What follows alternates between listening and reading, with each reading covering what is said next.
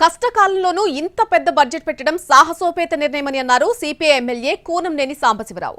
విద్య, వైద్య రంగాలకు కనీసం 15% నిధులు కేటాయించాల్సి ఉందని, కానీ ఆ అవకాశం లేకపోయిందని అన్నారు. భవిష్యత్తులో అయినా విద్యా, వైద్యానికి కేటాయించిన నిధులు పెంచాలన్నారు కూనంనేని.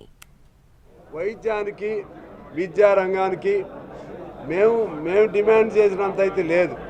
మేము సహజంగా ఒక 20% అన్నా విద్యారంగానికి ఉండాలని అంటాం. ఒక 20%, 15 నుంచి 20% వైద్య రంగానికి ఉండాలంటాం. కానీ అంత అవకాశం కనపడలేదు, వాళ్ళు పెట్టలేకపోయారు.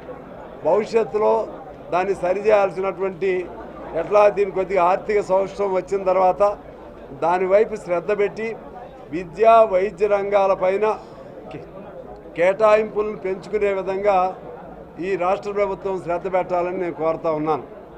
అలాగే వైద్యానికి, విద్యా రంగానికి మేము డిమాండ్ చేసినంత